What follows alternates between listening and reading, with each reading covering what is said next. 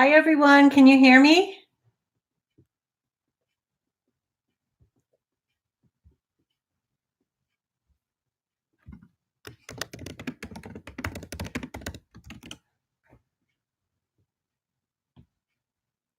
Yay. All right.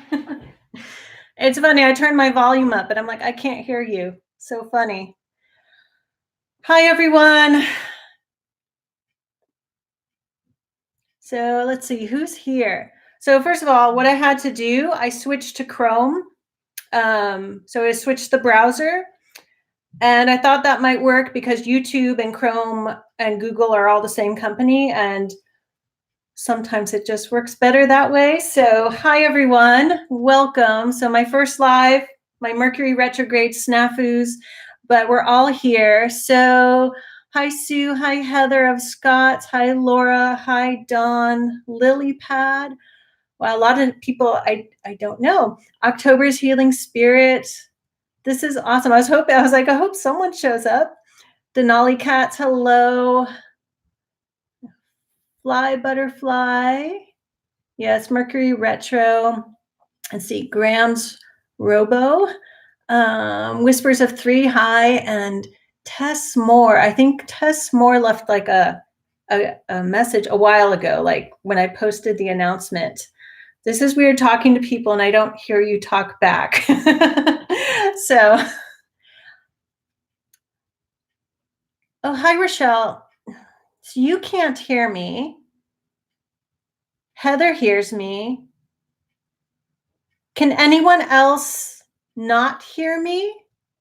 I don't know if changing my volume works. Okay, you can now. It might just be the delay. So I think there's what, a 20-second delay with things. Hi, Brenda. Thank you, everyone, for being so patient while I figure all this out. But apparently, if I use Chrome, it all works fine. So I couldn't even like get it on my iPad. I was getting frustrated. I almost gave up, but I'm here. Hi, Dawn. Oh, hi, Chloe. Hi, Magical Sage. I was sat on something else. What does that mean, Chloe? I don't know what that means. Sorry. So welcome, everyone. My first live. What time is it? It took 20 minutes to get it going. Okay, so my topic was, reading tarot for ourselves and others. I have some things I thought I'd talk about, but I'm totally welcome to comments because this is just my first test live, but I thought that would be a good subject to talk about. It's something I've wanted to talk about for a while. I actually have a very long list of things I want to talk about. It's just a matter of time for making videos and stuff. But if this works out, maybe I'll pop on for a live here and there because that saves me like the editing. Well, I still have to kind of add the stuff to the video, but it saves upload time. So we'll see how this goes. I know chats can get a little confusing when there's lots of conversation going on, but I'm trying it out here. And I want to point out the reason I'm now trying a live, even though I mentioned it, I don't know, a few months back in my little community tab on my page, I said, if I were to do a live, what are your suggestions of things to talk about? And I was thinking about it then. I think it was in the summer, maybe August. I just, time, life, busyness, I hadn't gotten around to it. But next weekend, I am part of the hashtag New Beginning 2020. It's a 24-hour YouTube event. So I needed to test out doing a live. So that kind of got my butt moving on that. Hi, Sarah. So hi, anyone, you don't have to comment if you don't want to, but hello, anyone else who's out there. I know sometimes people, I think I have 20 people viewing. I think that's what that icon is. I'm learning it all as I go. But yeah, does anyone want to throw out a question about reading tarot for yourself or for other people? Is there something that you've been wanting to talk about with other people or ask me about or ask anyone else in the chat about? You can throw that out now. I think there's a 20-second delay. It's funny when I'm watching chats, the comments come in before the person on screen says something that they're commenting about. So I get it backwards. It's really kind of strange to watch and read. Hi, Berenice. Who else has popped in? Wow, there's a lot of people. So thank you everyone for coming in. So I'll just start talking, pop in your questions. I'll try to catch them. Oh, hi, Faith. Nice to have you here. So it's morning. It's Sunday morning for you. Awesome. Deb's Shady Ladies Cards and Crafts. And I'm squinting a little because for some reason with the stream, it's the reverse where the print's in white and the black background, which is kind of nice, but it's a little harder for me to read. Oh, thank you for subscribing, Berenice. Okay, so the subject is reading tarot for yourself and others and maintaining integrity. So one, these are things I wanted to talk about for a while. And two, I've seen a few videos recently that have that are talking about this subject that have sort of inspired me to talk about it now. Oh, hi, Heather. And one of these is a YouTuber who's fairly new to me. I've done a couple of her hashtags. I just discovered her like a couple weeks ago. She's only been on for like 2 or 3 weeks. And that's Natalia at Ouroboros, or Ouroboros, if you want to pronounce it that way. And she's very thought-provoking. She's a psychologist, and I love the whole realm of the psyche. I'm not a psychologist, but I'm a spiritual counselor. I studied quite a bit of psychology in college. A lot of educational psychology because I thought I was going to go into teaching. But anyway, so she made a couple of videos, one on subjectivity in doing tarot readings.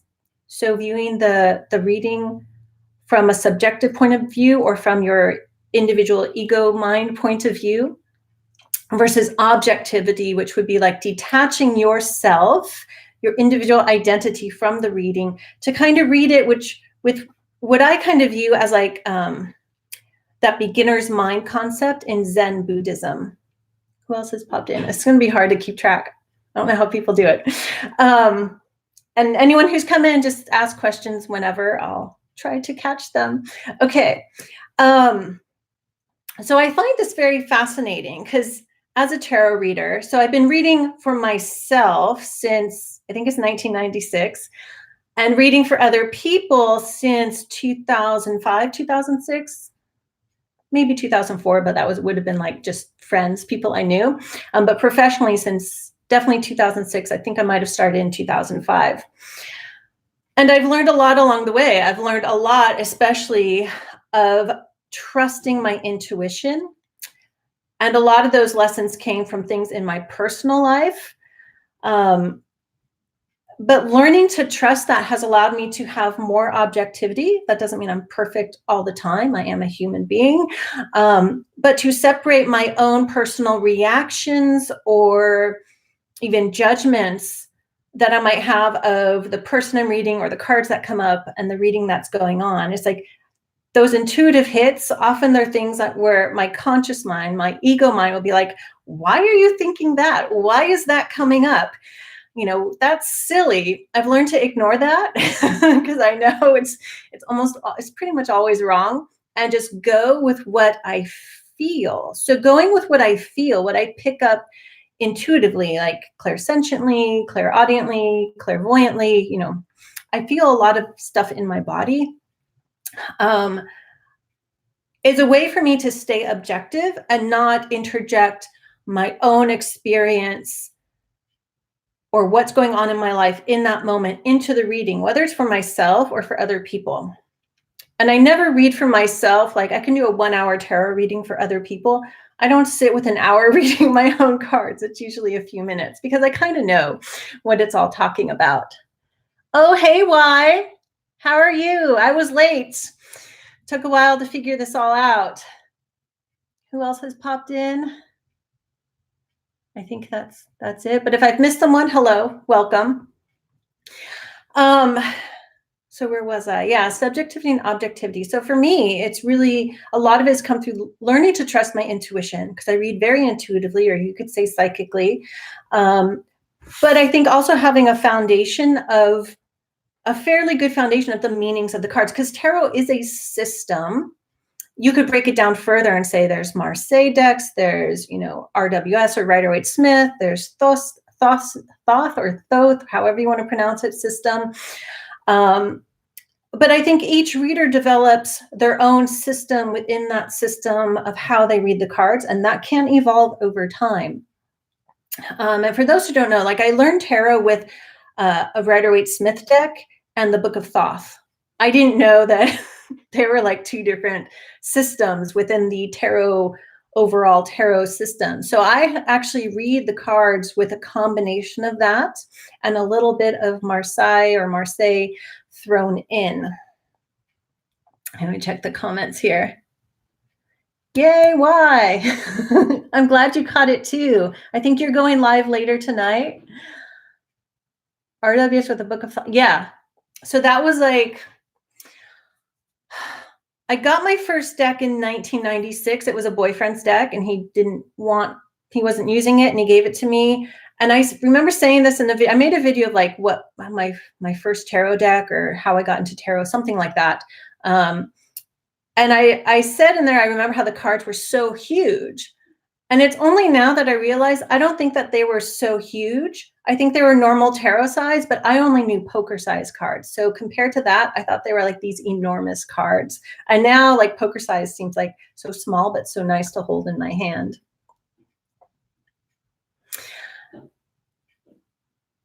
Who else is here? Oh, hi, Kim.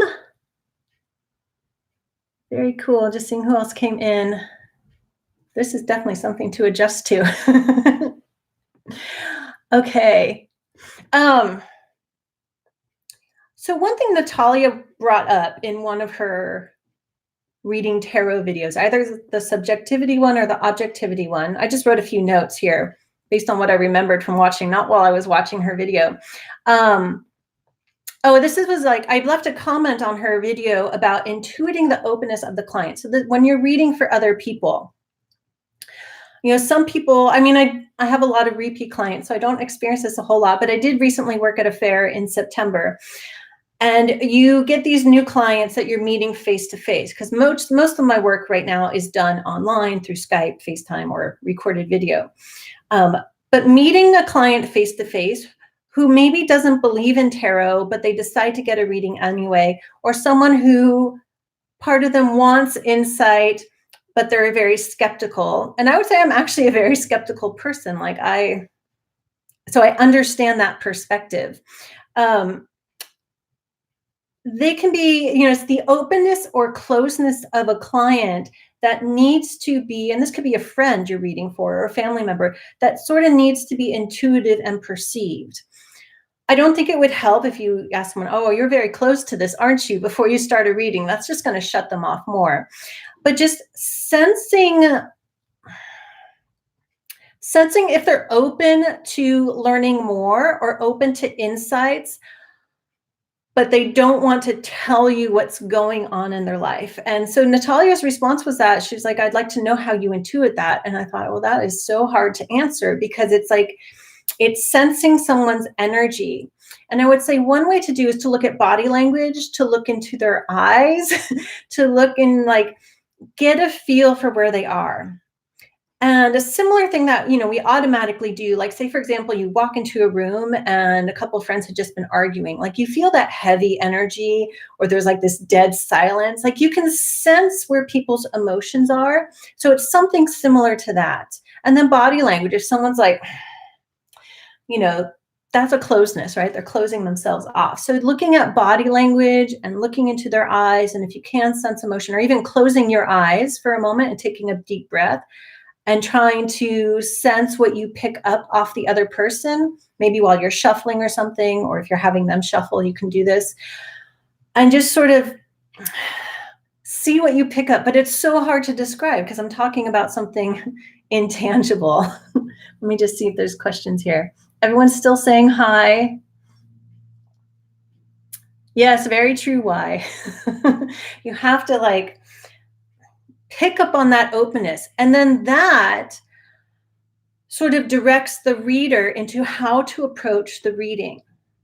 So I always come to a reading, whether myself or other people, that what we need to know comes through, not necessarily what we want to know or want to hear. But if someone's closed off, they are likely not, well, they're not open to hearing what they need to hear. And what we need to hear is usually very different from what we want to hear. Sometimes it's the same, but it's often different. Like, let's say in a relationship reading, someone comes and they want to hear that he's coming back and he's going to propose marriage and it's going to be happily ever after. But what they need to hear may be something like, nope, they're non-committal, they're flighty, he may come back, but it's going to be the same cycle over and over. And so if someone's closed off, you have to approach the message in a way that they can receive it and not just, I don't know, stand up and walk away, right? That's never happened to me. But you want to approach things in a way that the client can hopefully receive the message that comes through. Because if what they need to hear comes through, then you have to figure out a way to convey it that they'll understand. Does that make sense? I want to know what's coming from you. Oh, hi, Roxy. I'm not actually doing readings right now. Yeah, Heather, yeah, it's easier face-to-face than online. And I think I also said in my comment to Natalia's video that, you know, right now I'm doing a lot of recordings. It's probably at least 50% of the readings I do right now, maybe a little more. It depends. It goes in waves, right? And that's not seeing the client, because someone might have had a bad day and they're open to the reading, they're open to it all, but they've had a crappy day. And so their energy is elsewhere, you know, or scattered, you know, not having the client there, even if it's through the computer. And I actually love working through the computer, like working electronically. I don't know how to describe it, electronically, psychically. I pick up a lot. And I learned that because I pick up a lot from people, from what they write on the computer.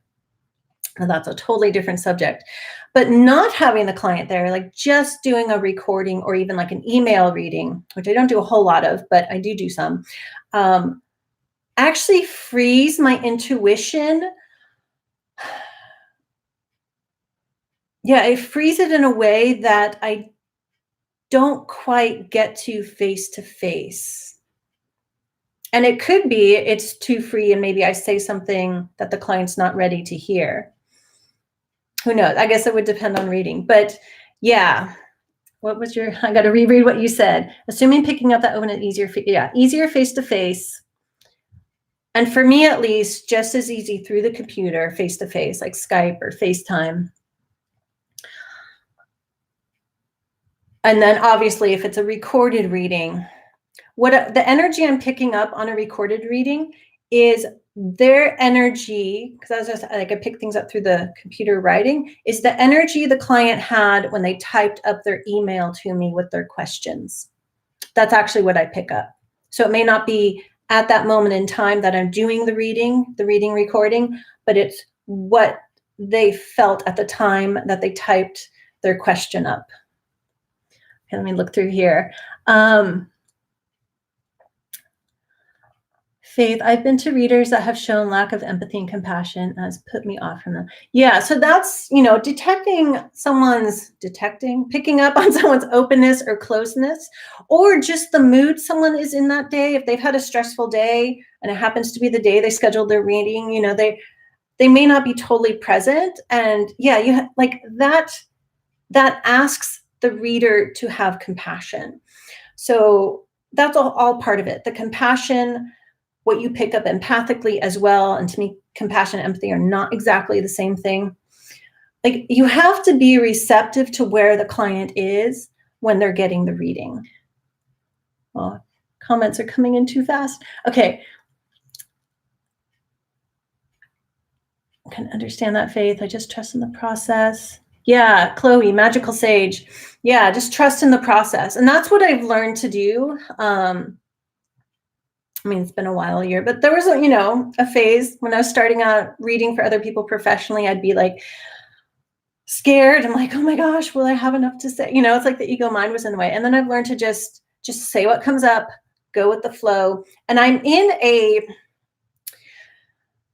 not in a trance, but I'm in a pseudo meditative state that yet still present when I'm doing readings. And I notice that, like, if I go back and watch one of, say, my weekly readings versus just one of my vlogs or discussions, my speech is slightly different.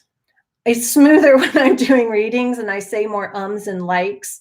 Like my California comes out when I'm just talking like this. Okay, wait, I have to scroll up here.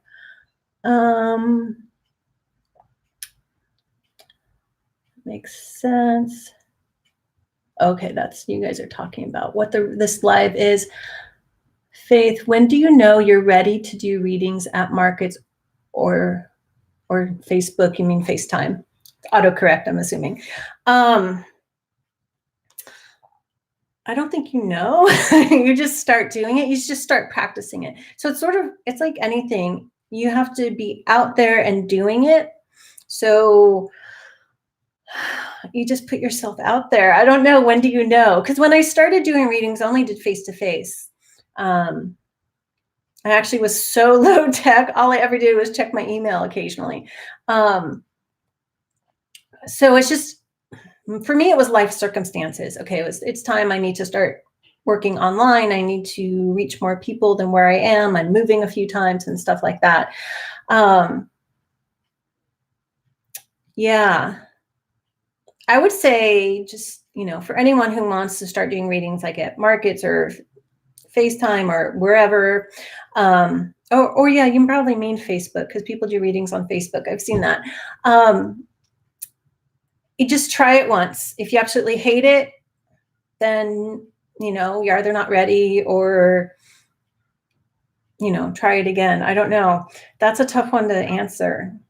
For me, it was like matter of circumstance, and it was like, it's time to do it. It was a little scary, nervous, but it's, anything. The more you do it, the more at ease you become with it. Okay.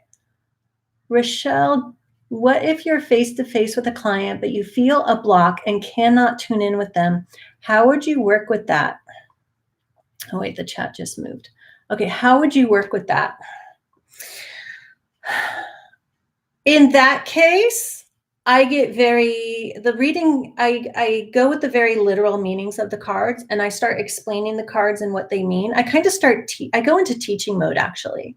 I don't know if that's, what anyone else should do, but that's kind of what I do. And I start explaining it technically, scientifically.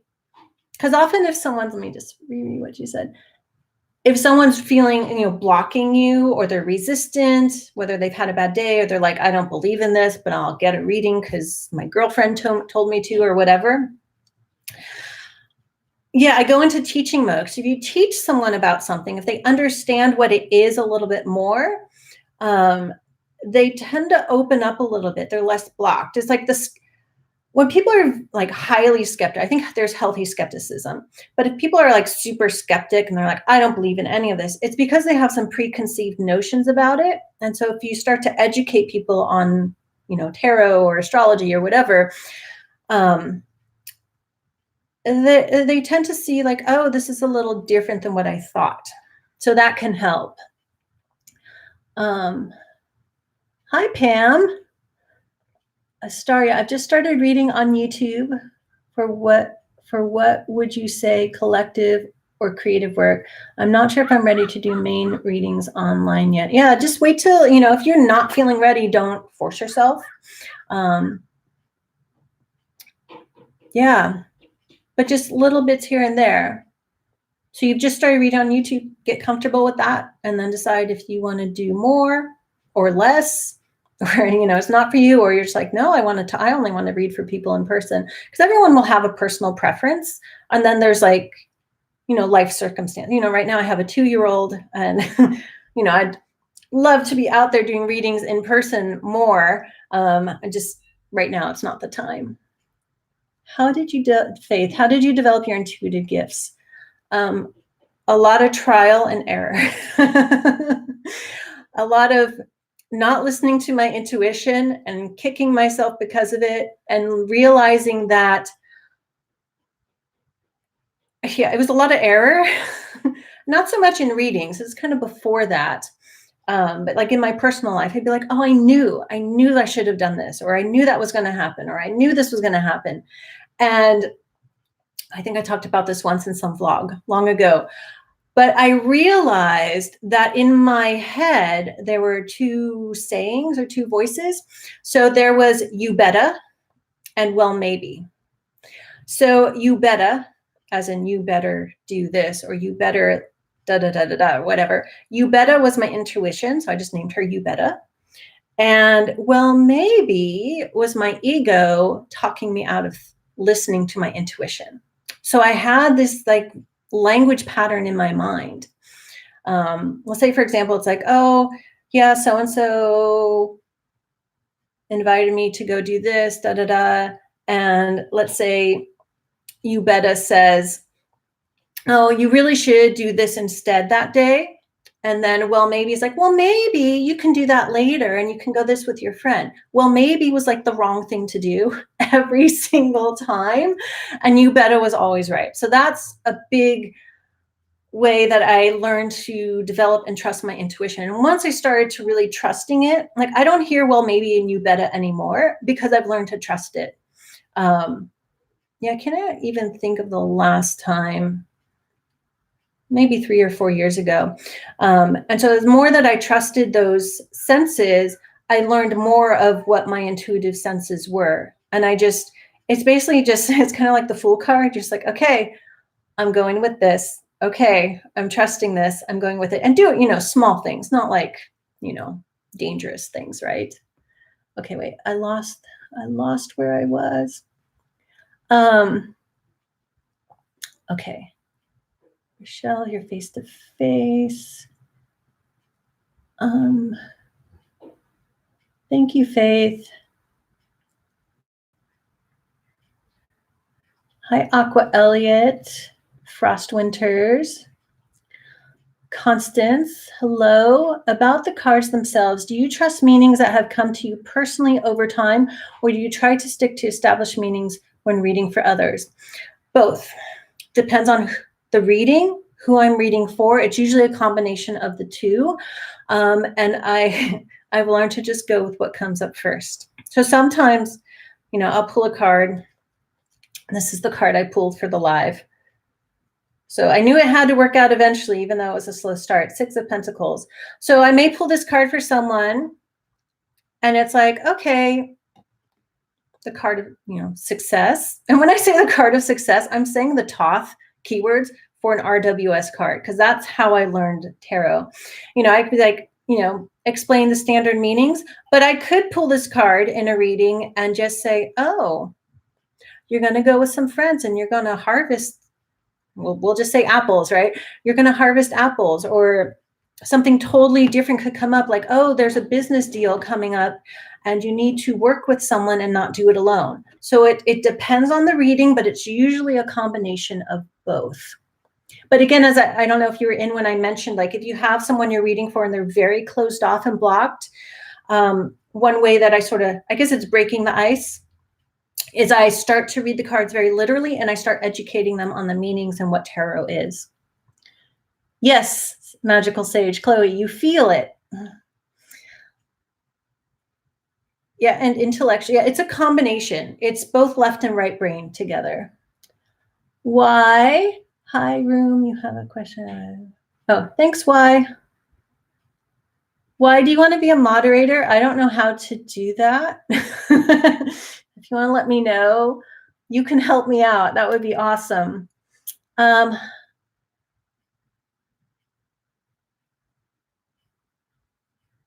You can make me a spanner. I don't know what a spanner is, Chloe. Okay, Frost Winters. I'm just starting to work on my channel. I have a couple of videos. I plan on doing lives hopefully soon. Cool. This is my first live. Yes, trial and error. That's a great way to learn. Yep. That's the best way. I mean, the best way is making those mistakes. Like, when you're in school and you take a test and you get everything right, you knew everything. Great. You didn't learn anything. You learn from the answers you get wrong. You're like, oh, that was wrong. Okay, now I get it. Now I've learned something.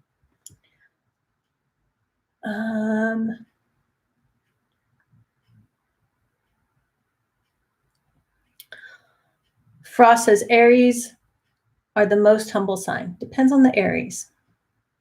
Because we all have everything in our chart. A lot will depend on where your Mars is. Heather, naming your intuition and your ego mind is a fabulous idea. Oh, thank you. Yeah. And I hadn't thought about it that way, but I would just be like, oh, that you better voice. And well, maybe. And then I realized, oh, that's my intuition and my ego mind.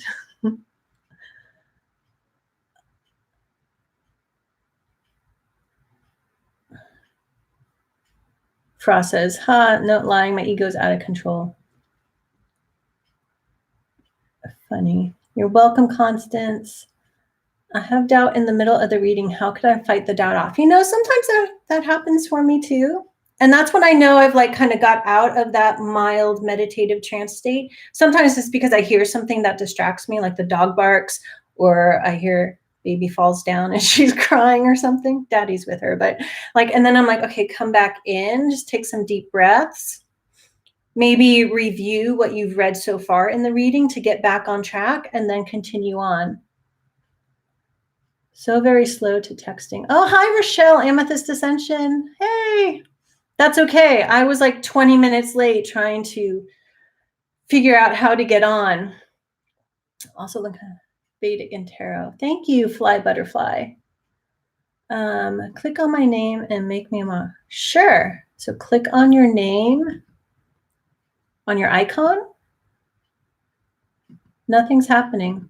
Let me see the 3 dots. Put user, add moderator. Aha. All right, Chloe, you're a moderator. And why? Because you're on top of it. Oh, you just said roll over the 3 dots. Got it. Thank you. Okay, that helps. Just hopefully there's no trolls or strange people, weirdos. I don't know. Don't want to name, but people leaving those nasty comments and whatnot coming in. Back to work, Frost. Have a good day. Okay, I think I'm all caught up. Okay, any other questions on what I've said so far? So what else do I have in my notes here? Then I put receptivity. Be receptive to, this is the compassion. Be receptive to the client, to where they are, to what they need from the reading. Not what, the tarot cards are saying they need to hear, but what they personally need. Do they just need someone to understand them? Do they just need someone to tell them what they already know? I mean, that takes practice. You can't just say to someone, so what do you need from me today? That can close people off quite a lot. So you have to learn your way, because everyone picks stuff up intuitively differently. How you receive stuff, how you receive the client's receptivity. Do you do anything after an intense reading?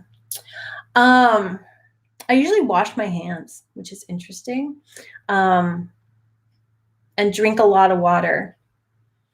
And then I do my shuffling to clear the deck, and that also clears the energy. So some of you may know, like shuffling is like an intense meditation for me. It both preps me for the reading and it kind of closes the reading. Yeah. Yeah, and if it's a super intense reading with someone really difficult, luckily I haven't had one of those in a long time. When I wash my hands, and this is a habit I started when I was doing a lot of massage therapy and a lot of healing work, because, you have to wash your hands after. But I use cold water, and I wash from like the elbow down. It kind of, to me, it like clears out the energy.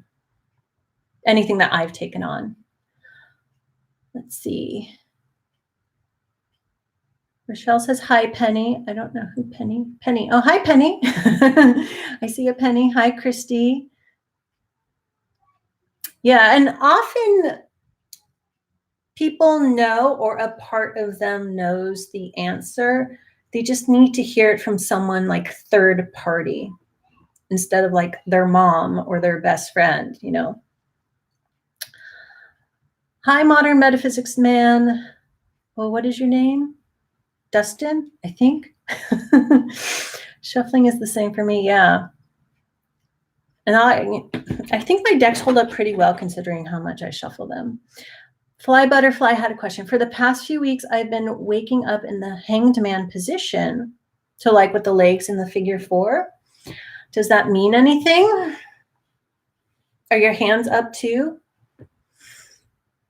Maybe it's when you're sleeping, when you're dreaming, you're getting new perspectives on things that you need. Because the Hanged Man is ruled by Pisces, and that's the dream world. So it may be that you're very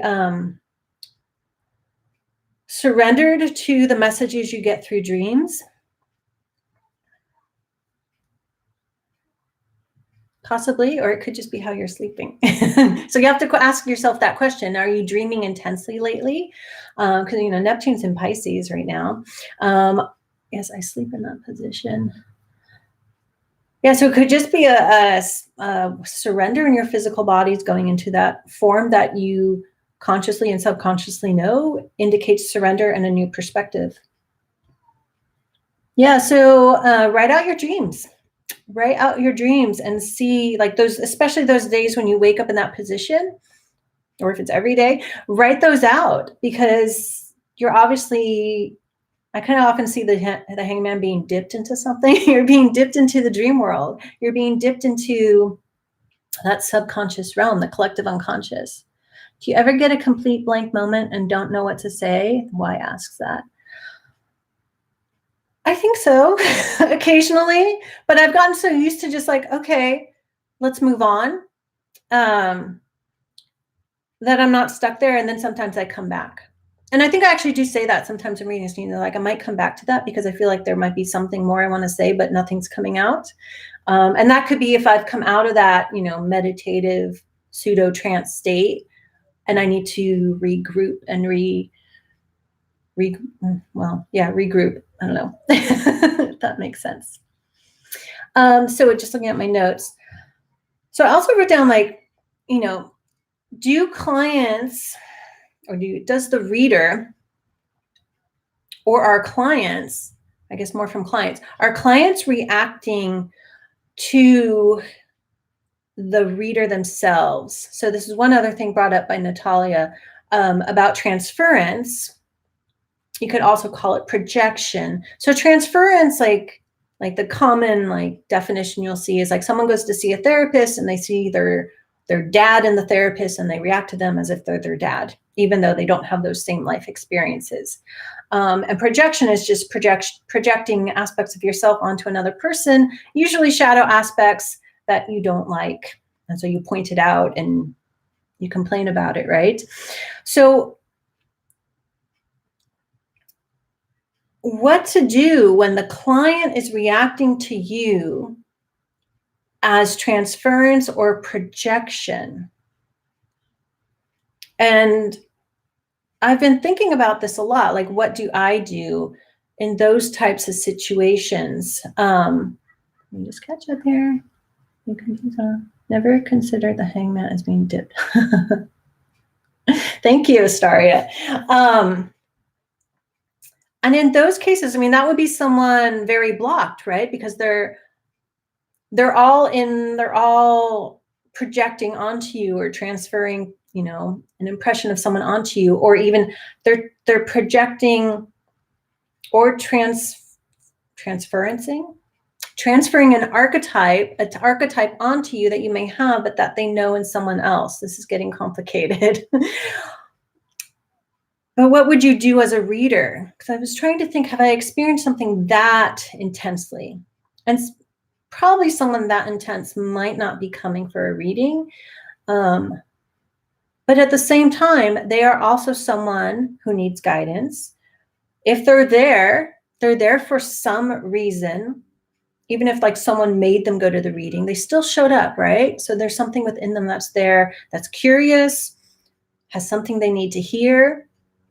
And so like it's hard sometimes if someone's like really standoffish and, you know, projecting onto you, to have compassion. But if you get in that space, like, put your feet flat on the floor, this is where you would really need to be grounded and have compassion that they are in need of some advice, some guidance, then somehow you might be able to get to them. But it's like, if someone's really resistant and you resist back, they push back harder. And then if you push back harder, they push back harder. But if you, put your, you want your healthy boundaries, but you put your barriers down, you don't push back, and you open the heart, they usually soften a little bit. Am I making sense here?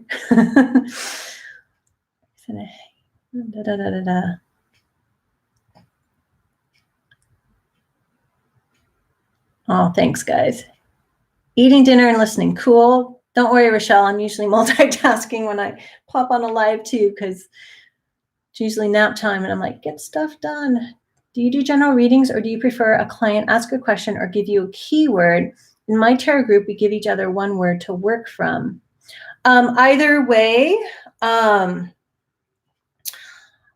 actually like the more general, or I call it blind readings, the more my intuition can flow, but not that it doesn't flow otherwise. So let's say, I have a client and they want a reading and they're just like, whatever comes up.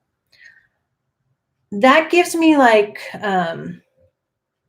freedom to really explore whatever comes up, like intuitively. If someone is, but I'm totally fine if people ask questions, or they're like, I want a reading on my relationship. Still there. But if someone is really, really tight in their question, because that's their intention, I feel like it's hard to bring in other information that they need. And it could be that it's just not the right time for them to get that as well. So that's another thing when doing readings. Like, sometimes you get information, but for whatever reason, you sense the client isn't ready to hear it. So you have to know, and that rarely happens, but sometimes it's like, oh, should I talk about this? Or does it need to come up right now? Or is it just something I was supposed to know? And then I might get another message that they need to hear before they get to that next thing. Yeah. Let me just check in here. Yeah. So yeah, I only have trouble when the question is like so confined.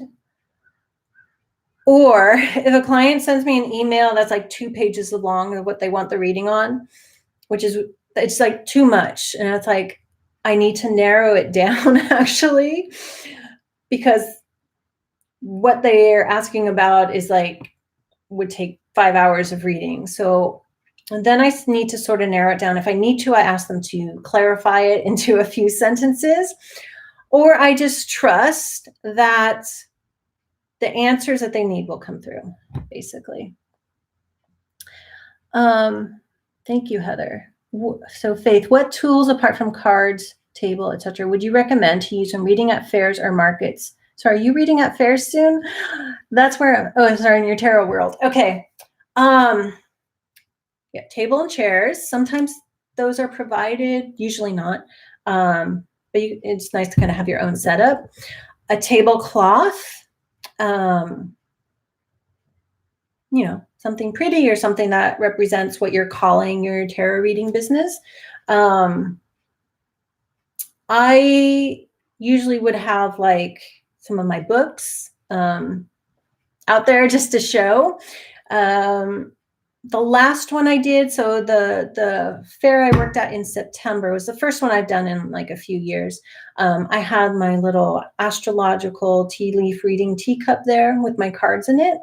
So I had things that represent the stuff that I do very subtly. I mean, it was just like a 4x4 table. And then I had 3 decks of cards. But I would say don't have the table so crowded that it's uninviting. Just have a few things that represent your business or what you do or you or the types of readings you want to do. It's like a live tarot class. Thank you. Back to eat. Okay, wait. Tools. Okay, here I am. I'm all cut up. Oh, hi, Heather. That's Jackson's wild gypsy cauldron. Jackson's her cute puppy dog. Keep it simple. Yeah, keep it simple, Heather. That's right. Keep it simple. Have a few things. I don't overcrowd the table. The fair I did in September, the woman next to me read Lenormand, and she had like stuff piled up on her table. And I thought, there's no room to do the reading. It was very crammed. And I mean, it's personal preference too. Like I wouldn't want to walk up to that table and be like, oh, it's too cluttered. Because, there's the whole thing of like cluttered energy is like in feng shui is not ideal. It blocks the flow of energy. So you can have lots of stuff, but in a somewhat organized way. But if it's just stuff piled up and it looks cluttered, it's not inviting and the energy doesn't flow as well. And I also have like an aversion to piles and clutter because my mom was like a clutter hoarder. So I just don't, my desk piles up, that desk. And right now I'm on what I call my art desk. I have to clean it up before I can get any work done. I have to organize it. So many new channels here. I know. It's hard to keep up. There's so many people out there, which is awesome. Makes me feel guilty. I can't get around as much. Jackson's in the crib. He got into Jackson.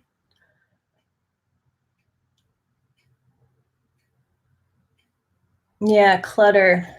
So yeah, I can't work with clutter very easily. Like, yeah, that's just a personal preference. I mean, some people, and you could see it in their astrology, just like lots of stuff around. But if it's disorganized and it's just random stuff together, it's like the energy just gets so stuck to me. And maybe it's just me feeling it. And it could just be also my aversion to clutter because my mom had piles of stuff everywhere all the time. Clutter. Yeah, it is fun finding new people to watch. Occasionally I'll watch someone's shout out videos and I'll visit as many people as I can get through from there. But eventually I'll get to people. So Penny says, I always heard that you shouldn't or couldn't do a reading for yourself. I don't find that true. I mean, I learned by starting doing readings for myself. And I think a lot of people learn that way. I think that's like an old thing, like kind of like where you should wrap your tarot cards in silk, or you should only be gifted your decks. You should never buy new ones yourself. I mean, there's all these old traditions, maybe superstitions. And it's up to you if you want to follow them or not. It's a personal preference. But I mean, that's how I learned reading for myself. I think the trouble with reading for yourself is that it's very subjective, right? And this is back to the subject. It's harder to be objective with yourself. It takes practice. And I think meditation can be a helpful tool to learn to detach, but it takes a lot of practice and continuous practice. You have to constantly keep yourself in check. Sometimes I'll pull cards for a day and I call it my UGG feeling, where I know that like some unpleasant cards are really what the day's about, but I don't want it to be that. And then you do the spread again, and it's not really any different. I think it's just letting yourself get comfortable with the messages you don't want to hear. This is, again, you get what you need to hear, not what you want to hear. But it's very hard because reading for yourself is subjective. And you have to sort of step out of yourself and have that Zen beginner's mind. Okay, where am I? Chloe does readings for herself. I am opposite on general readings all over the place. Yeah, that's personal preference. And it does help with a question. You can focus while you're shuffling.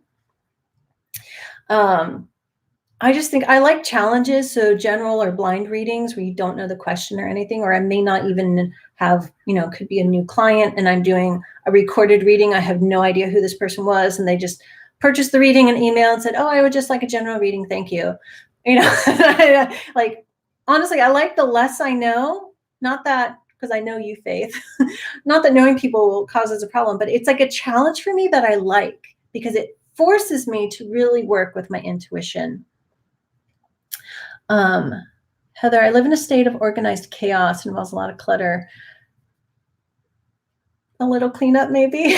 That's my personal preference. But some people, clutter works, like, and they know where everything is in every pile. Penny, I do enjoy daily card pools for myself, so I think it's okay. Yeah, it's just, and that's personal decision, personal preference too. Like lately, I've gone back to, I used to just do like one card for a long time. And lately I've gone back to the full Celtic cross spread for my daily reading because I want to sink into the messages more, if that makes sense. And that's something I did years ago every day. And I used to leave the cards out, and I've started doing that again now that I have the space to do it because all the baby cribs are gone and I have this extra table. I can leave the cards out and in a way where she can't get to them. I do my own cards as well. On point. And when you're reading for yourself, if it's really hard to detach and be objective, you could just say going into it, I'm going to read these cards very literal or very textbook and go with those meanings. So you can't, it's harder to get in your own way. Y says he reads better for his friends, can't read well for myself. Yeah, it's just because it's hard to detach. Just keep practicing. Do a daily spread until it gets easier or not. Do you use lots of different card layouts or stick to a few spreads? Oh, Quirky Coach, hi. I have a few spreads I typically use. Like I love the Celtic cross spread. It's kind of my own version of the Celtic cross spread because it gives me sort of a structure, but I often go off of it as well. 3-card spreads are awesome for most anything. And then I have a couple of different relationship spreads I do for relationship readings. And sometimes I'll do a 3-card spread and then a double lay. It does kind of depend on the client's questions, especially if they have I encourage not to do this, but if they send me 4 or 5 questions for a 30-minute reading, then I have to do quick to answer each question. So I'll do 3 cards for them really quick or something like that. Also in the state of limbo, could you pull a card to clarify hangman position? Hold on, fly butterfly.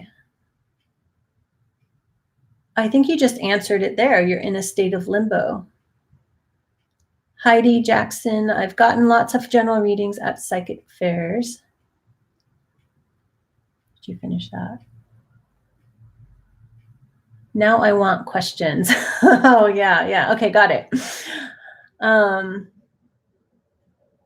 So Dana, hi Dana, how do I let the small community know what I do for a living without the backlash? Generating income in this way in a small town can be very challenging. Wow.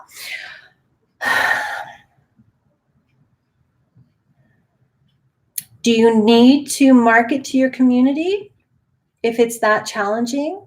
Can you work online? Can you market to an online community that would be more accepting? That might be better for you because I don't have an experience of being in a community that would be unaccepting of it.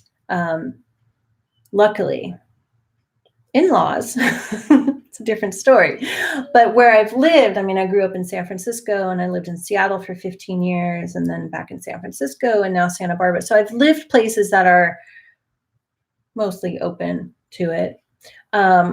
But I would say if it's challenging, if it's difficult and you're worried about the backlash, you don't want to deal with the backlash, look to market yourself online. There's a bunch of you can do a psychic network. There's a whole bunch out there. New names I've never heard of. Or just start on Facebook or a website or something. That might just be a lot easier and you can generate more income and keep it private in your home. Let's see. Hi, Emma. Who's Emma? I'll find out. Oh, walking my path is Emma. Yes. Hi, Emma. Yeah, ask Heidi, Dana. Because I don't have personal experience with that, luckily for me. But do you offer meditations on the cards? Like, so Aqua Elliott, do you offer meditations on the cards? As in, so in my online tarot course, there are bonus guided meditations for pathworking for all the major arcana. And those are also available on YouTube. Sue is here. Sue, are you still here? It's on Sue Sharp's channel. She made those guided meditations. It's just wonderful. And she let me include them in my online tarot course. And then I do have a couple, it's not tarot, for my Oracle deck, the Fine Lines. I do have a couple I've been meaning to do more, and you should see the list of things I have that I want to do. But there's a couple of those on my channel as well under meditation playlist. I think that's what it's called. Dawn, okay, I have to get off here. Bye, Dawn. Thank you for being here. Constance, sometimes when reading a spread that confuses me, I take the outcome card and use it as a significator. Oh, cool idea. Then shuffle and lay out another spread. That's a cool idea. I love it. Yeah, so as you work with cards, you can work with certain spreads. You can make up your own spreads. You can do just lay out 10 cards without any designated position meaning. You can take a spread and redesign it however you want. I would say play with it. It's a good way to get to know the cards and get to know how the cards interact, because that's really what it's about. It's how the cards interact and play together. It's like however many cards in the spread, except for maybe one card, right? They interact with each other. And it's almost like the characters come to life sometimes. Bye, Dawn. Do you have certain decks for different questions or types of clients? Sort of. So Penny asked that question. Sometimes I'm drawn to use certain decks at certain times of year, and I'll just use those with clients and myself. And sometimes a certain client, especially if it's someone I know fairly well, or I've done lots of readings for, I may not really know them well, but I've done lots of readings for them, I'll be drawn to a certain deck for them at a certain point in time, because I already have a feel and understanding of what they're working with, or what their questions are about. Dana, I do. I left this town 20 years ago and came back a different person. These people, yeah. So if you cracking into a community that may not understand, know what tarot is, but you want to help them. Do it subtly, maybe. I don't know if there's like a coffee shop or a coffee house or even a bar where you could do readings one night a week or one night a month to sort of break in the community. That might be a way to break into it.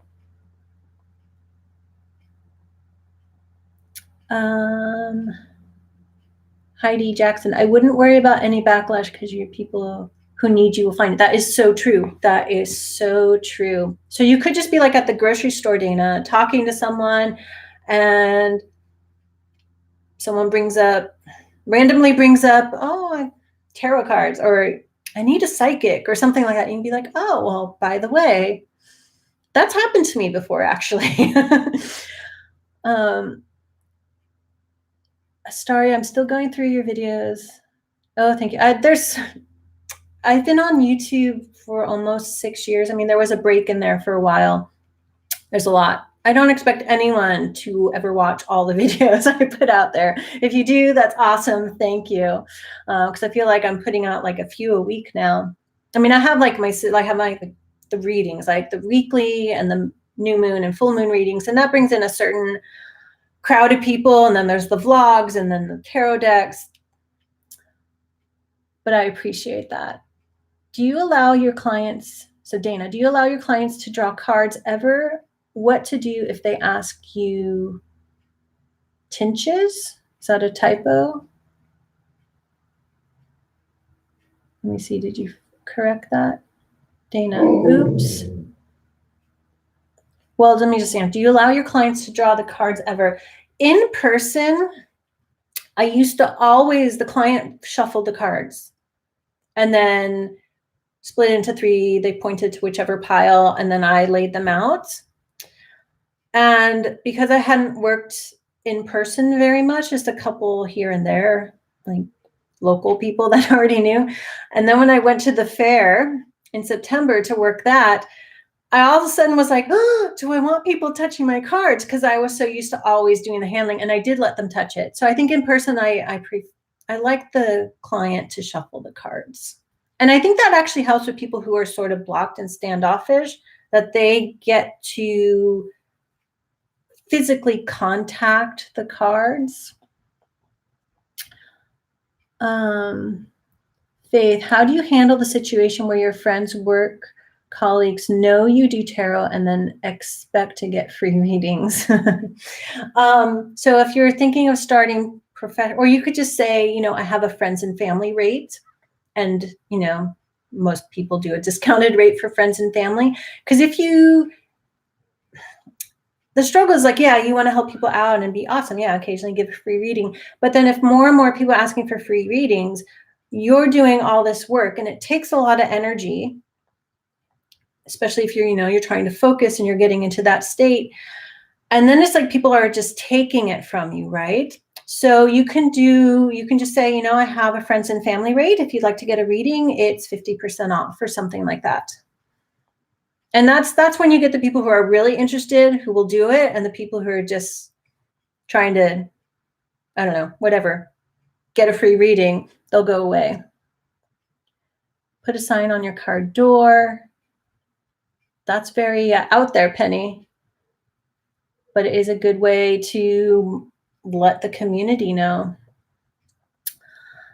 And what I mean by very out there, like if Dana doesn't want to just expose it to everyone in the small community, that might be a bit much. This child has been so many. Thank you, Faith.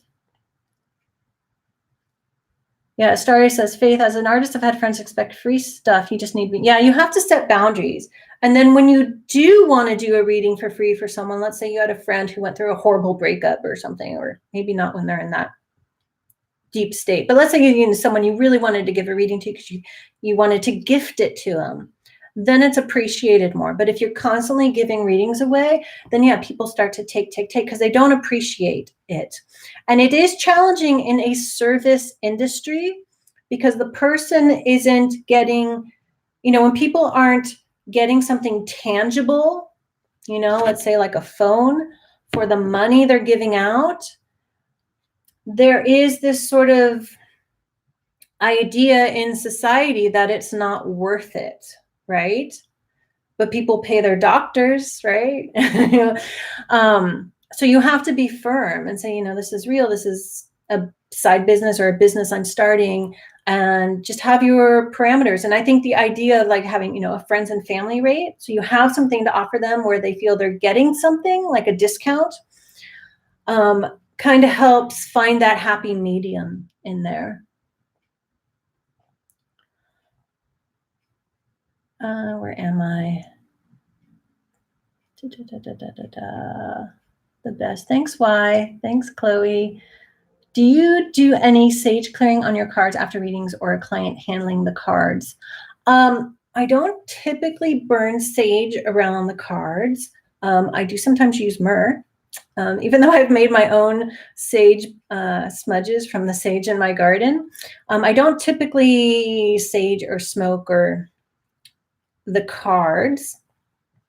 Sometimes I'll use a crystal.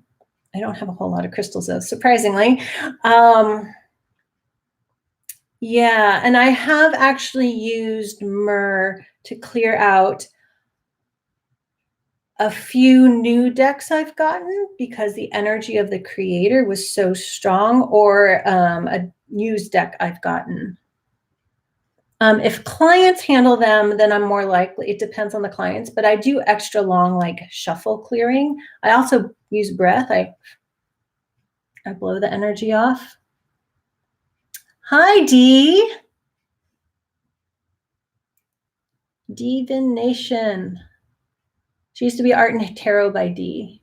So a friend recently outed me on Facebook after I gave her a reading, and her friends asked too, so I ended up giving them free readings. That's hard because then you got that, it's like a mob asking you for free readings. You just have to be firm. Just say, oh, I'm not doing free readings now, but you can even just say, I'll do $5 readings, or are you in Australia? I'm not sure. Or whatever your money is. Just say, you can just start with a low rate too, just so one, you don't have to deal with too much slack from them, but you're starting to put your boundaries down. And it's hard if someone's like, well, so-and-so got a free reading, why don't I? And you can say, well, it's been too many people. It's hard, but just, you got to try. You got to be firm. Is it normal to feel totally exhausted after giving? Yeah, sometimes. So it's important to take care of yourself. You need to hydrate well.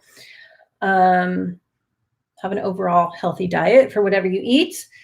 Get plenty of rest. Make sure you're grounded before you start the reading, because if you're too ungrounded, too much of your energy goes. So you need to find that balance between staying in your body and being receptive to the messages, right? To being the channel or the medium. I call myself a translator. If you don't want people to touch your cards, you don't have to. It's totally personal preference. You breathe on, yeah. Maybe not breathe, I blow. And I usually blow out the window. There has to be a window in front of me. Like it disperses. It's way past midnight here in the UK. Thank you for being here, Heather. What time is it? Wow. Okay. I've got a little more time. Thank you. Oh, hi, Queen Osset. Thank you for being here. That's Oya's girl. I'm surprised at how many people's names I know that are different from their channel name. Yeah, first live, Dee. I was 20 minutes late because the video wouldn't go on, but I could write in the chat, and I had to switch to Chrome, and then it worked. And so that's what I'll do from now on. And for those who missed the start, this is my first live. I've been thinking of doing a live for a while, but next week I'm doing the hashtag New Beginning 2020, which is a 24-hour YouTube event talking about new beginning things. Why is part of it? Is anyone else here part of it? There's like 24 people. I don't think I know who all of them are yet, or that I'm familiar with their channels. And so it's all different topics. I'll be talking about releasing the old to allow in the new, and I'm going to talk about a meditation practice, using tarot, release ritual, burning ritual, and so on. I hope I have enough to talk about. It's like 1 hour. And I've already talked here over an hour, so I can always talk. Yeah. Anything else? Any other questions about doing readings for yourself or others? And another note I wrote down here, and this is a note I wrote down like months ago, on Annika's channel. It used to be called Nobody Here, and now it's called, I think, Murasaki and Co. And it was a discussion she had in one of her lives, and I would occasionally listen to that while I worked on other things, because I call myself a grandmaster multitasker right now. It's the only way to get done what I want to get done. And she talked, so I don't think this is on her channel anymore, because she didn't usually post her lives, and she's sort of redone her channel. But she talked about, tarot reading as the mirror of the reader versus the seeker when reading for someone else. And I thought this was fascinating, because what I remember and what I understood from what she said is that she always felt when she did a tarot reading for someone else, that the tarot cards reflected her, the reader, not the seeker. And I thought that was so interesting, because you're doing a reading for someone else, but the cards, because the reader is the translator, is a reflection of the reader. And this is where the lines get blurry between subjectively reading and objectively reading, because I do feel it's a little bit of both. And a big point I wanted to bring up here that I haven't gotten to yet was that, when we download insights or information, psychically get things, intuitively get information, it does filter through our brains, right? And our brains are our ego mind.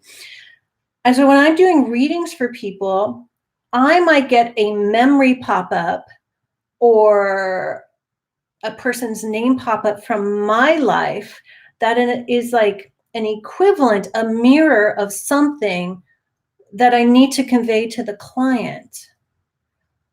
And so in that sense, it's like, yeah, the cards are a mirror of me, but in a way, what comes through is a mirror for the client. This is like one of those concepts where it's like, my brain is like trying to wrap around, and it's so complex. Let me just check these questions here. Oh, bye, Aqua. So it's interesting. It's like, whose beliefs are being reflected in the tarot cards? Is it the readers because they're translating or channeling the information? It goes through the reader, right? Or is it directly tapping into the client, but they're the receivers of the messages that come through? So it's very interesting.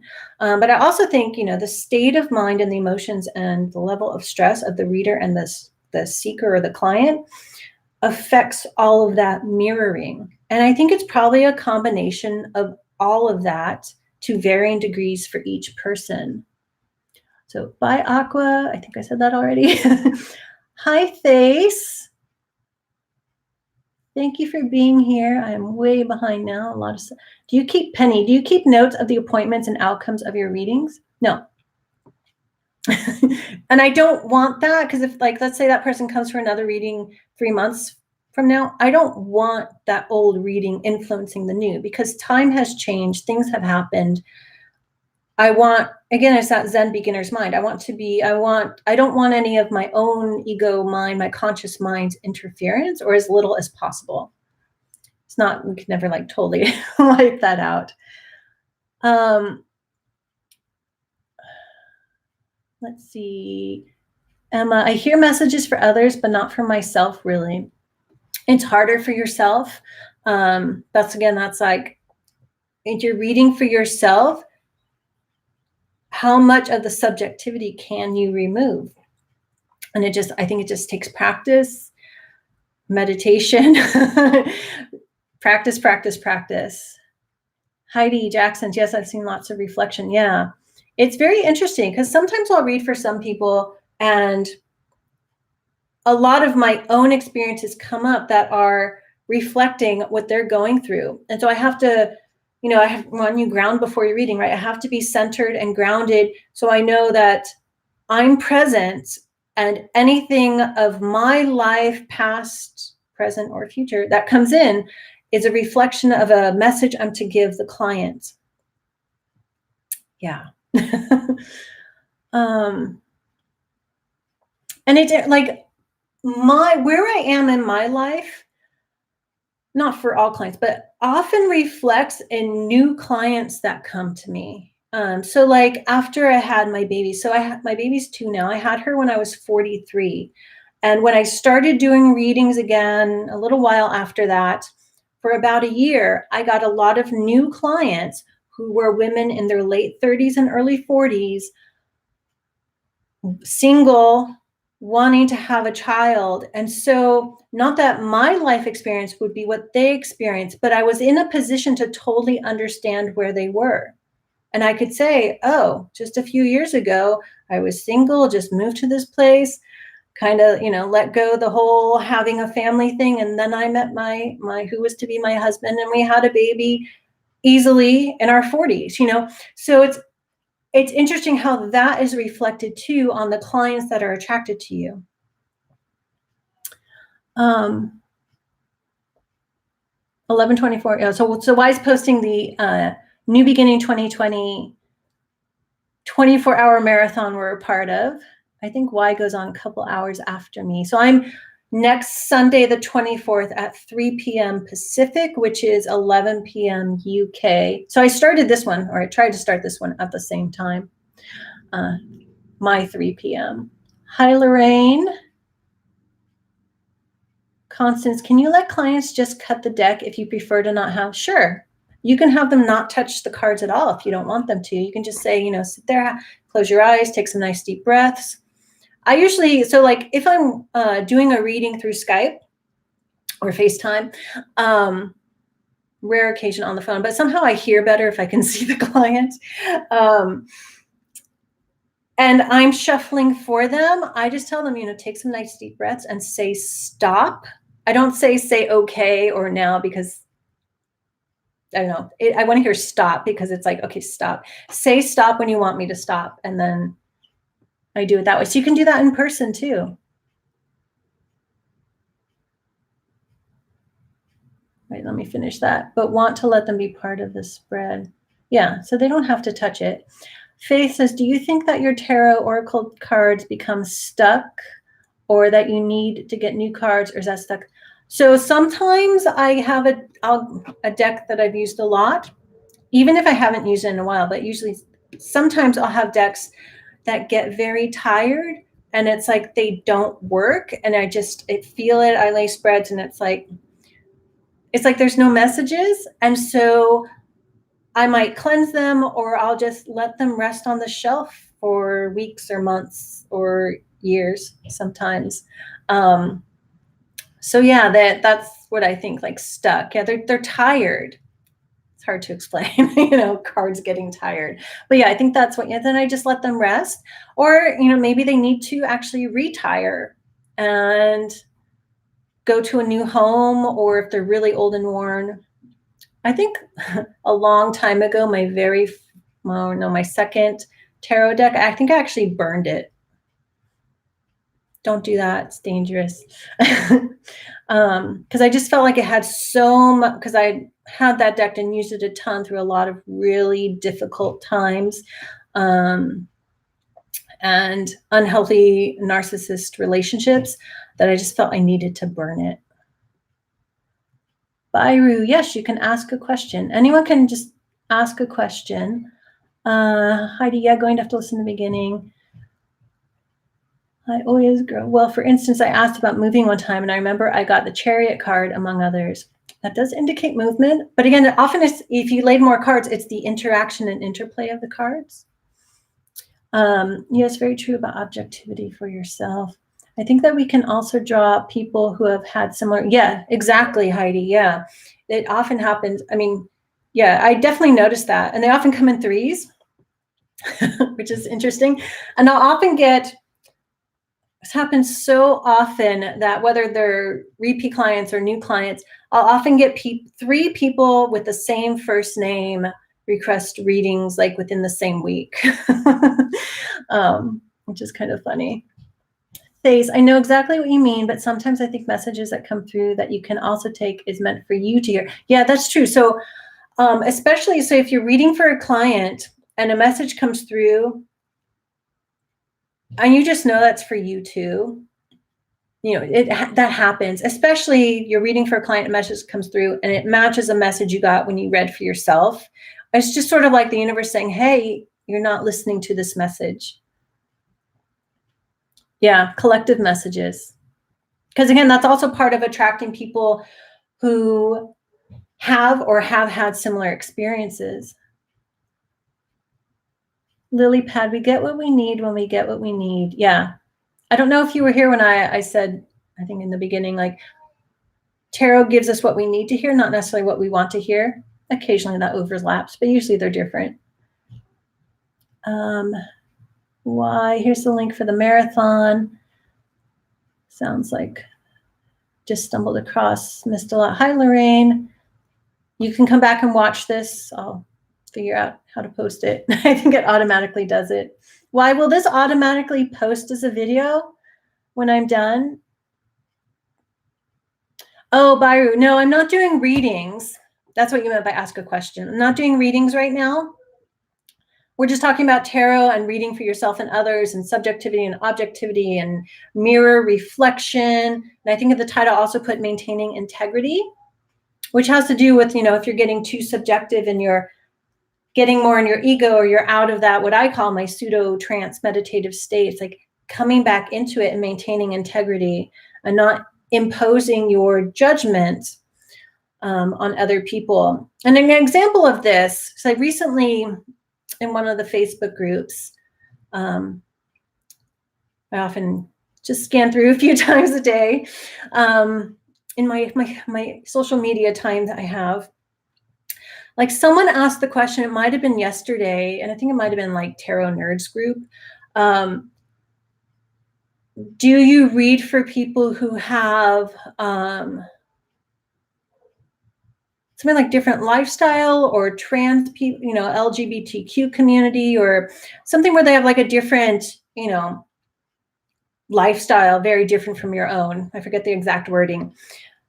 Like the question was, would you read for them? And most of the answers I saw were like, yes, of course. You don't pass judgment in the reading, and that's how you maintain integrity. You don't pass judgment.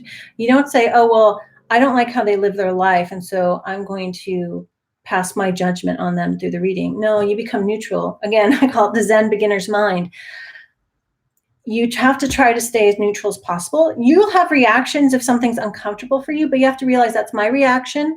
I need to set that aside, deal with that myself later, but I need to be present and here for the client to help them, be compassionate for them, help them and guide them in whatever they need guidance on.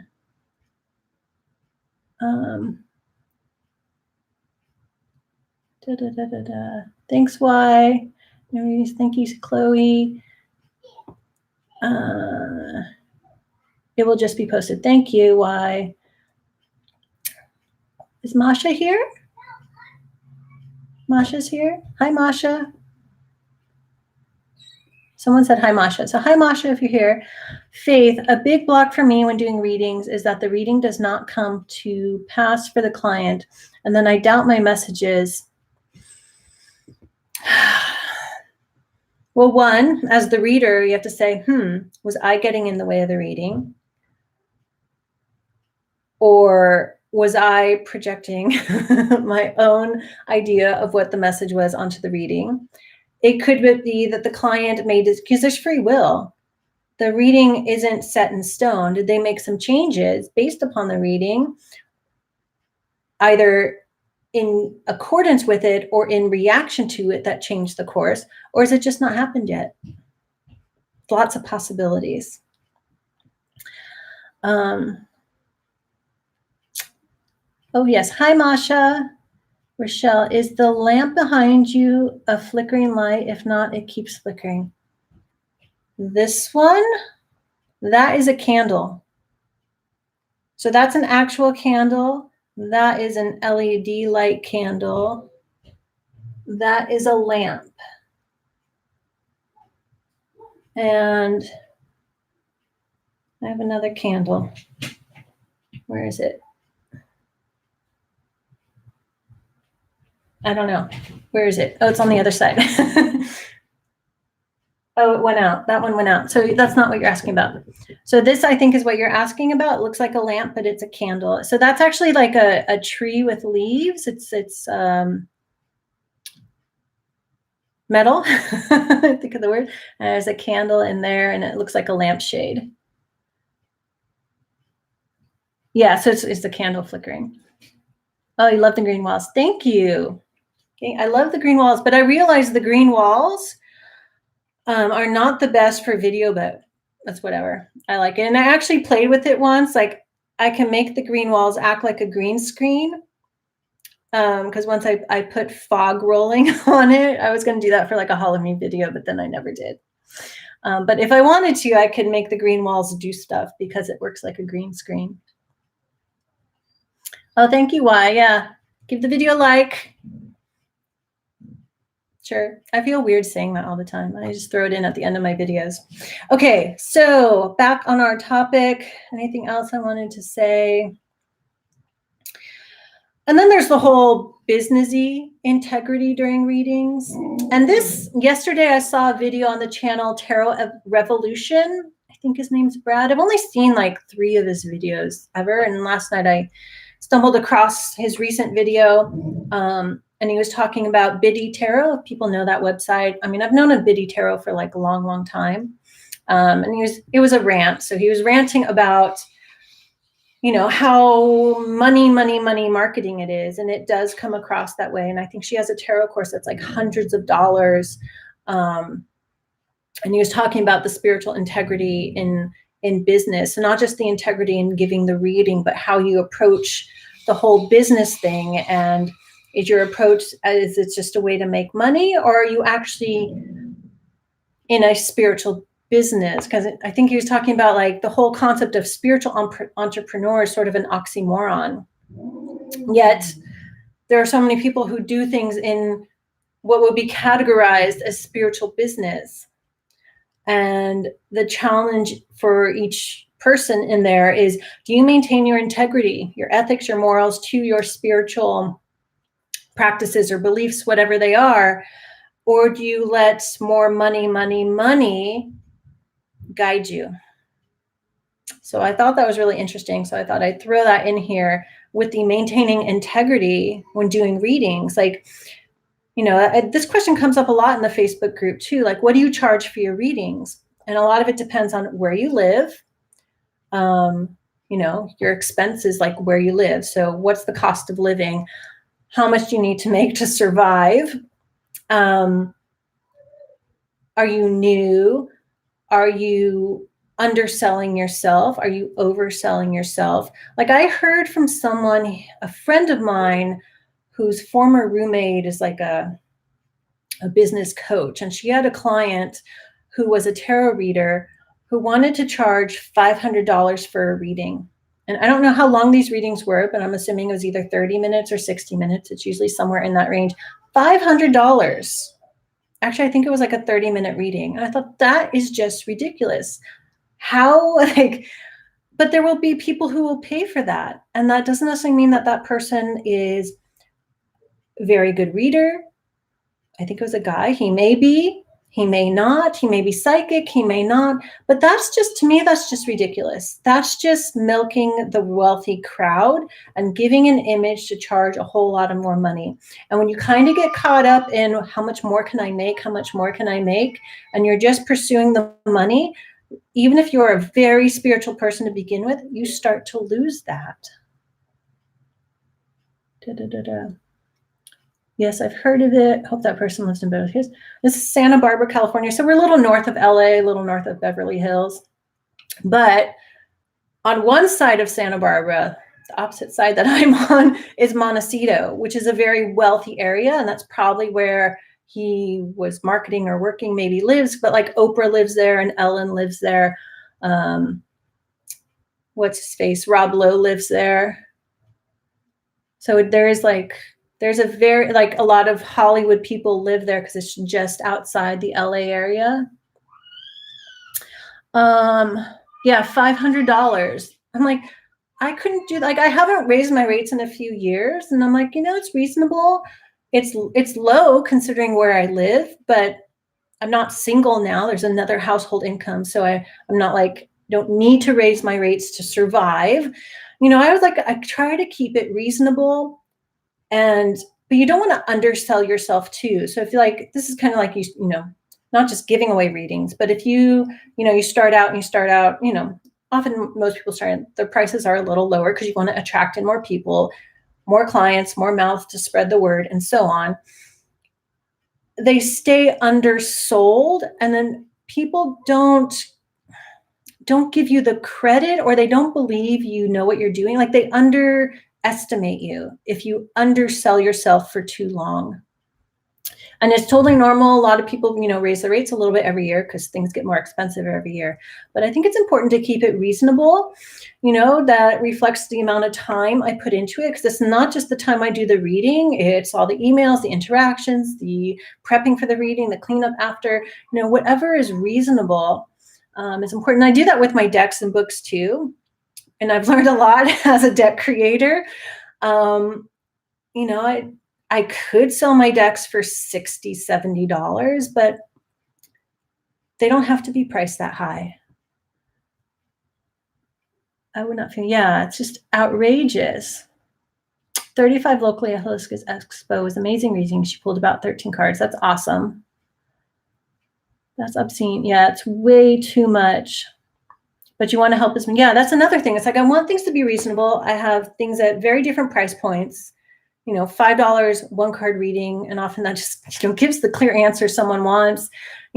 So it's available. And I've occasionally some people will email me and say, hey, I really can't afford a reading.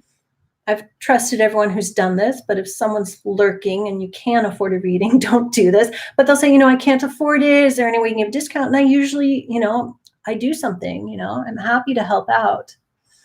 It's just, you want to, it's sort of like going back to like giving free readings all the time. You don't want to do something where you're attracting the takers as well, because then you'll just burn out. Lorraine's in the UK. I can hear a child. Oh, she's not crying. She's playing and singing. She might have cried a little bit. I'm not sure. I block it out when Daddy's with her, when I'm working, basically. Well, if you underprice something tough for the area you live in, you can make it look like, you're poor quality. That's the term I'm looking for, Rochelle. Thank you. Yeah, for any business, that's tough. So, you can go around and see, what other people are charging, whether it's online or locally, like who's charging what at the metaphysical bookstore. Okay, they're charging this much. You might be like, oh, they're a little high, they're a little low. I'll do something in between. See what the rates are for where you are. That's really important. She's singing.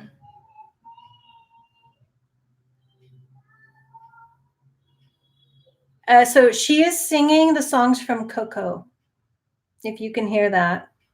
She's singing Remember Me, if you know that song. She loves to sing. So she's not crying. Oh, thank you, Faith. Yeah, a few more minutes, 5 more minutes. I'll have to get off. This was longer than I thought. I have to get back to work. But I actually really like this. Why you do. Like she knows all the songs to Coco. She loves Remember Me. She doesn't know all the words, right? But she knows To the Sound of Music, Frozen, Moana. She just loves music. She sings. She has a little guitar. Well, it's a ukulele. She plays her guitar and sings the Coco songs. All right. Good night, Emma. Thank you. All right. I think people are puttering out. Any other questions?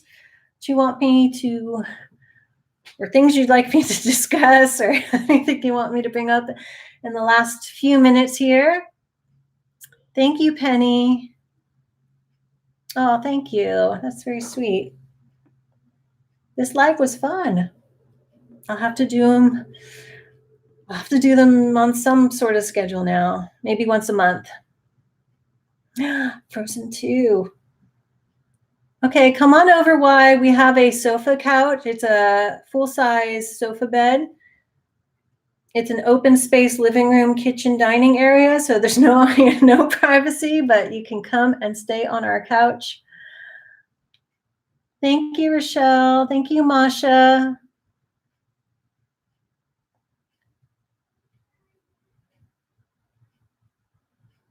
So Faye says, John Edwards referred his friend to people here in Australia for a reading, $300 US for 20 or 30 minutes. I know that's a lot. I've actually looked up John Edward website because I'm like curious, because he travels around and he comes up the California coast. And I thought maybe I'll just see what he says, right? But it's like really expensive. And I was like, it's not worth it. I'll just do my own mediumship. Thank you so very much. Thank you, Quirky Coach. Good night. All right, I'm going to sign off. It seems like everyone's done. I was on extra hour, but I was late. So next Sunday, the 24th, 3 p.m. Pacific, 11 p.m. UK time, I'll be on. But it's a 24-hour thing. So go to the Ascension Waves channel. It's Uasima. She's the organizer for all this. And I think I saw she just posted an announcement. We have all 24 people. And then I think we're all going to be making some sort of announcement this week, spreading the word. Masha's, who's John Edwards? He's a psychic medium. He had a show here in the US.